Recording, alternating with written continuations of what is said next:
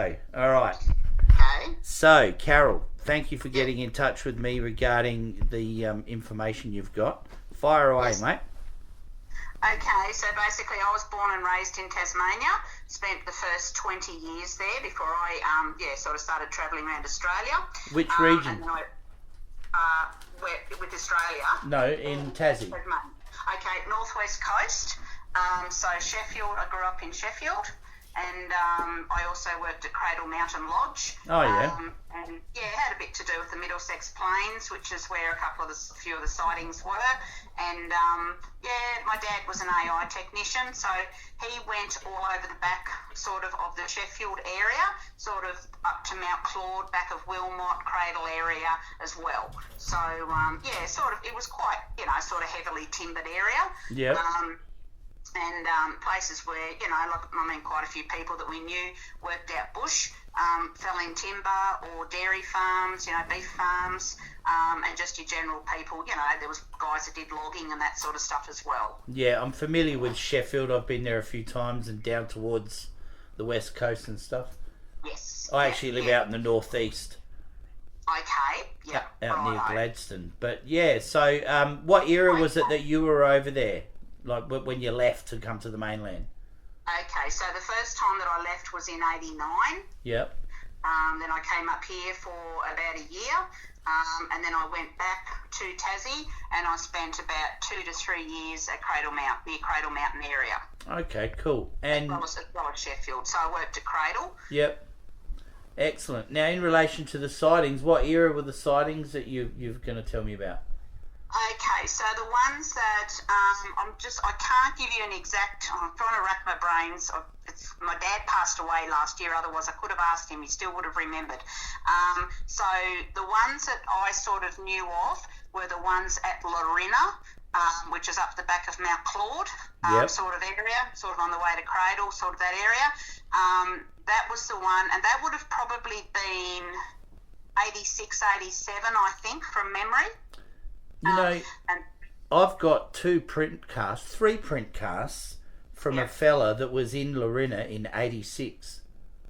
Right. Can you tell me his name? I'll tell you if I know him. I can't remember his name. He moved to St. Helens, and in 2017 he contacted me and wanted to gift me the three print casts. Okay. The one guy I'm thinking of was Howard.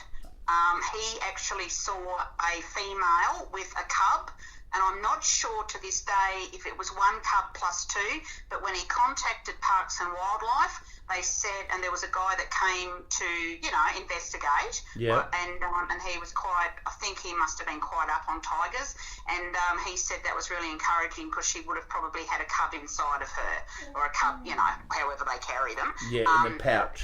Yeah, in the pouch. So, and at that stage there had been a sighting of her by a couple of other people, and there had also been a male that used to come through every so often. And the reason that people knew the male tiger was in the area was the fact that dogs would bolt off their chains or they'd go missing. They just go absolutely stupid. Yeah, okay, because they were terrified. Yeah, they just used to go really weird. And I'm pretty sure there was a couple of guys that actually did see the male tiger there, but they just said they didn't want media in there. Yeah, because fair enough. In the 80s, there became quite a sort of an interest in we want to see a tiger type thing by city people, and people had a gut full of it and just sort of said no, we don't want them in there. Yeah, okay. Yeah, well, it became declared extinct in 1986, so there was a bit of fever in the media around that time. Yeah. So there's those guys that I know personally. So there was three guys that I knew personally. The one guy, like I said, Howard, that actually saw the female with the cub. Yeah. And another friend. How old would Howard be now? Oh, Howard would have to be, I would assume, I'm just trying to think, probably 70. Yeah, this fella was getting on in his years. But he moved to St. Helens. Yeah, I could find out where he went to. It's not a problem. But, yeah, there would have been Howard, and the other guy is still in the Sheffield area. I know his dogs went berserk at it too, and I'm not quite sure whether or not he saw it. That was Brett. Paul, it was another guy. I'm just trying to think, but I can actually find, like, I mean, yeah, I know where people end up. The power of Facebook is amazing. So, yeah, you do. You go on there and you go, oh, that's where that person went to, and it's like, oh yeah, and then all their kids grew up, and etc.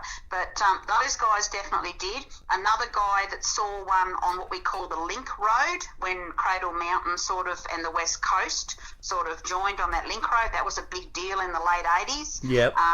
That was 89 through to 91. He saw a tiger on the Link Road because everybody in Sheffield had a go at him over it. But I do believe he saw one because there was a couple of guys at Cradle Mountain that worked up the back with maintenance and stuff, and they saw that tiger, and it was an older male tiger. Okay. That Link Road is the road that takes you out to the Tulla Road, isn't it? I believe so, yes. Yeah, it ends on the road between Tulla and Burnie, basically. Yes, yep, Yep. that area. I know the road, yep. Yeah, so they saw one there. Now, in the 80s, and I can't give you a date on this one, but we used to take horses up there through the Middlesex Plains, that sort of stuff. There was cattle up there, so quite a few. And I used to be involved in horses and endurance riding. So, we used to take horses up there and go riding. Yeah. So that was, and there was a group of guys that were camped there one night, and a tiger came through their camp. So, and they knew it was coming through. They said the horses were just acting absolutely wompo. Yep. And and their dogs sort of started to go a bit stupid as well. And they could tell that, and they knew it was out there. I'm not sure. That one guy that would have been good to talk to, he's deceased. Okay. But his daughter was telling me about that as well, and she worked up through that area as well with me. So yeah. Okay. Sorry. No, go on. Yeah, no, so I'm thinking they're the guys that have sort of, I know, definitely saw the tigers. Yep. Or had interactions with them. But apart from that, Dad used to talk about a few other guys, because he used to talk to farmers and people that worked out bush. Yeah. Because he sort of travelled a big area with his AI round. What's AI? Artificial insemination. Oh, of course, with livestock. Yep. So that was really, really big with the dairies. Yeah, of course. Yeah. So, and Dad used to talk to people, and he'd hear them talk about it. But he said a lot of the bushies, he said they just didn't. They'd see them every so often, and he said they just never said anything about it. They just didn't want people in there annoying them. Yep. Yeah, I get that was that. their livelihood as well. Yeah, because they're in there working as well. They don't need their work cut out because of it. Yeah. Yes, yeah. And I don't think, and the other thing was too, they didn't want them disturbed. They just said, they knew there wasn't many left, they just want to leave them alone. So, yeah, well, I think the numbers are bouncing back quite well, to be honest, because the sightings are pretty widespread these days. You're joking? No, not at all. The mainland has literally probably 3 times as many sightings as Tassie, purely because there's so much more area to cover, but a lot of sightings on the mainland match up beautifully with like the same sort of features as what people see in Tasmania, so I've got no reason to doubt a lot of the witnesses. Yeah, righto. The mainland definitely has its fair share. You're on the mainland now? Yeah, we're Emerald area. Yeah. But I've never ever met anybody, on sort of Australia mainland, not Tassie, that's actually ever had an encounter or a sighting. I've met hundreds of them, love.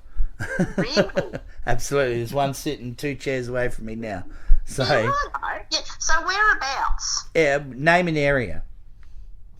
Pretty much. Well, I was just going to say, I would assume, because like being Tassie, where my friends saw them, it's fairly sort of heavily timbered area.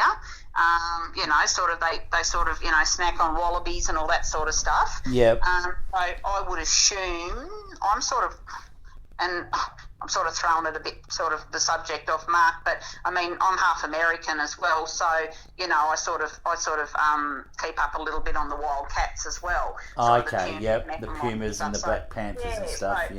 But I mean that's American side of it. But I would assume sort of heavily forested, timbered areas. Well, I'll give you a quick spiel. So Kakadu had a sighting last Sunday or the Sunday before, and we had a sighting the same day in South Australia as well. See, I'd probably probably go more south. Yes, definitely. Yep. Victoria has hundreds and if not thousands of sightings right through Victoria. South Australia would be almost up there with thousands of sightings, if not many hundreds. Far out. Western Australia, I mean, in Nannup they have the Nannup tiger because it's become a part of the heritage of the area basically, because so many people have seen it over in WA. So, and then Cape York Peninsula in Queensland, Blue Mountains in New South Wales, and Claremont out this way has had a couple of sightings as well, I believe. So they're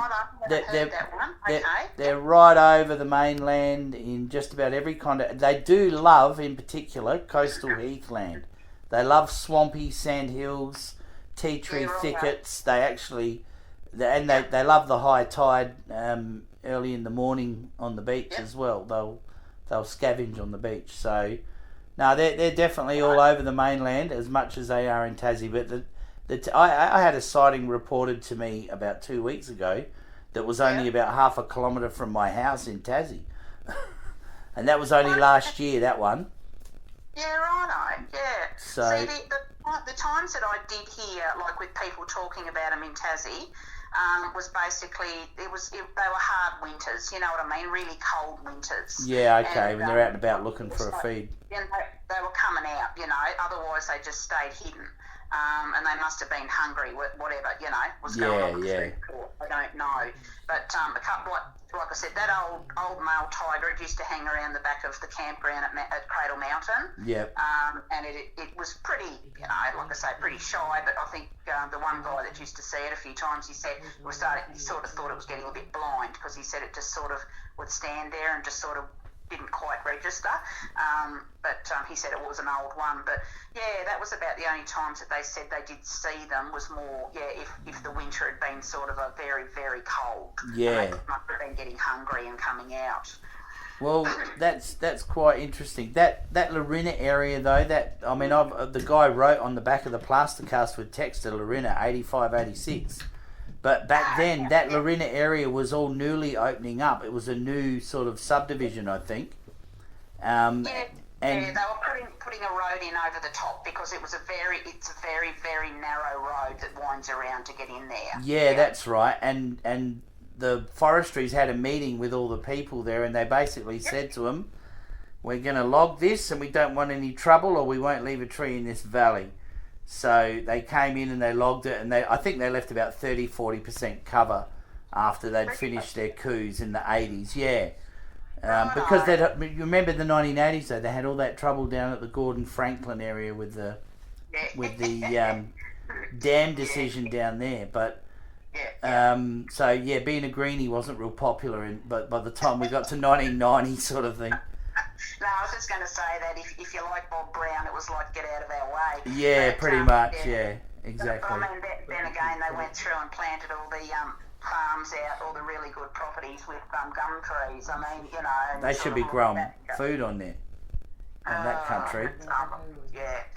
Anyway, but no, that's awesome. Look, if you do speak to the other people and they want to have a chat to me, by all means, pass on my number to them, yeah?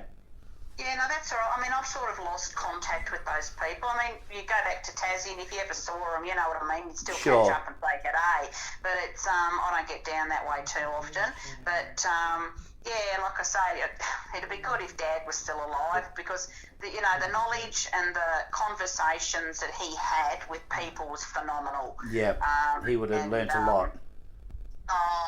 He was a wealth of knowledge, what he had. And like I say, he wouldn't, he wasn't a gossiper, but he if somebody said don't repeat it, he wouldn't do it. Sure. But, I honestly didn't think that there'd be any tigers left, to be honest, just with what's going on. There absolutely is. Look, I get fresh prints out my way in the northeast every year or two.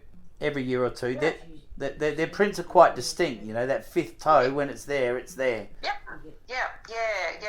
So if going back to if there are sightings or whatever, do they still stir up dogs? Absolutely. Horses in particular and dogs. Dogs won't want to go outside when they're there, and the horses are flighty and come right up to the house or whatever if they can. You know, they'll be in one corner of their yard. So yeah, So and is it a smell of, what is it that they smell, or is it a sound they make? it would be or, both. You know? It would be the smell of them. Apparently, the adult males smell like death warmed up pretty much because they roll in it or whatever. They eat a lot of blood. So that they smell quite pungent and musky. Yeah. So that there is a quite a few sightings and old timers kind of reports where they talk about the males smelling bad. Okay, righto, yeah. Almost like a dead animal. Yeah. I sort of wonder too, like if they're breeding up again, how inbred they are, and how how that what's the word I want? May or may not affect them. Yeah, well, it affects their breeding. Yeah. Well, there's this assumption that there wasn't enough left to avoid interbreeding, but that's only an assumption. There's no evidence to suggest that was actually the case. The only evidence we have is that there weren't as many getting caught in snares. So the assumption that they were becoming extinct was drawn from that. But really, we may have ended up with a population that was smart enough not to go in snares, and they became the breeding recovery population. So that may be in their favour. You just don't know, really. It's all conjecture. Yeah. So you said your sort of home base is northeast? Correct, yeah. So whereabouts northeast, if you don't mind me asking? Well, you know where Scottsdale is? Yes. About 40 minutes from Scottsdale, heading further northeast. Okay, Out near Gladstone. Where, sorry? Out near Gladstone. Okay, righto. Yeah, I don't really know the area. Dad might, like my parents would. Sure. But, I mean, I know when you say that, I know that place, but I just don't know it. Yeah. Well, there's plenty of sightings out my way. I've had 3 sightings out my way, and I had that one reported to me about 2 weeks ago from up the road from me. It was literally like less than a kilometre from my house in July last year. So they're definitely out in the northeast still. I don't get a lot of sightings from Tassie because I sort of focused on the mainland mainly when I started this, because I had no idea they were on the mainland, and suddenly there's over 5,000 sightings on the mainland. So are they a similar looking animal, or similar? Are they different? I think there's more than one variety on the mainland, and there might be more than one variety in Tassie. You just don't know, but there's definitely a smaller one, and going by the feet, the ones in the west are a bit different than the ones in the east of the mainland. Yeah, okay. So, and that would make sense. There's a lot of difference between plants in the west and the east on the mainland as well. So you know, it would be perfectly logical for animals to be slightly different because we got, western bandicoots and eastern bandicoots and all of that sort of thing. So, but habitat and stuff like that. But it's very interesting. It is. I honestly never thought that I would have heard that anybody had had a sighting or whatever in a warmer climate. I've always sort of thought that they were a southern climate type of it's a bit like the Tassie devils, they're more sort of the cold animals. Yeah, well, there are a few devil sightings from the mainland, and there's 5 dead ones in the Victorian Museum that have all been found in Victoria. Oh, righto. Over the years, and I think the oldest one is from the 1890s, so... Yeah, righto. Who knows? But there's certainly a lot of anecdotal evidence to suggest that they were never ever extinct on the mainland. That's a farce, an absolute farce. Because I get prints from Tassie, and then I get the same identical prints from Queensland, Victoria, South Australia. It's like, it's not rocket science, Yeah. Well, that's interesting. I'm just keep on thinking about those plaster casts you got from around the 86 mark, because that's sort of when that was female with the cub going through, and the guy and everyone goes, oh yeah, same old story, but I know Howard, he was a photographer, and he went to get his camera, and he said, and that was like you had your Kodak roll films. Back in the day, absolutely. And, otherwise, he would have got photographic evidence, but he said it just stood there outside his chook house. Yep. He heard the chooks making a commotion. He thought that's a bit weird and just ignored it. And then after a while he thought, no, I bet it, and something must have tweaked him. And he went out and he looked out his kitchen window and he said she was just standing there. And he said didn't tweak he was there. Yeah. And then after a while she must have been hungry to come in to sort of feed. Yeah. And looking for an easy target. And she took off. Yeah. Absolutely. Anyway, That's fantastic. Yeah. Well, there you go. Thank you for sharing that, because I honestly thought they would have been done and dusted and gone. Nah, they're definitely around, mate. You don't have to worry. They're doing well. I'm not worried. I don't know what I'd do if I came across one, to be honest. I think I'd freak. But anyway. All right. Yeah. Well, look, I'm going to have to end it there. No, that's fine. Thank you. But thank you very much for your time. I really appreciate it. And you've got my number if anything else pops up, all right? Oh, well, if I do hear of anything, I'll flick you a message. Excellent. Thanks very much for your time. Right. Okay, thank you. Bye. Bye.